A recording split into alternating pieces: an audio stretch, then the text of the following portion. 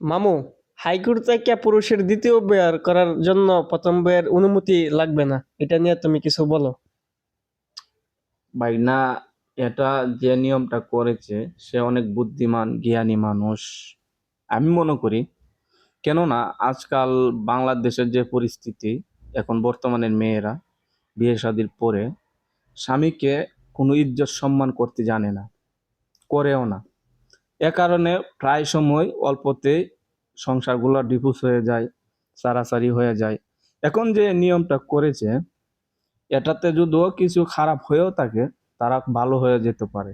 কেননা স্বামীকে ইজ্জত না করলে, একটা স্বামী অত পরিশ্রম করে কষ্ট করে আয়া যদি ঘরের মধ্যে অশান্তি করে, শান্তিতে দুটো ভাত না খেতে পারে, না ঘুমাতে পারে, এসব কারণে, মেয়েদের কারণে টেনশনে অনেক সময় অনেক ভাইয়েরা স্ট্রোক করে অল্প বয়সেই মারা যায়।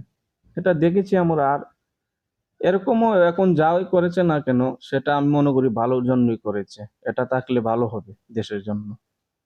আমি আগে মনে করেছিলাম মামু এটা ঠিক করে নাই, এখন তোমার কথা শুনলে মনে করলাম যে এটা ভালোই করেছে।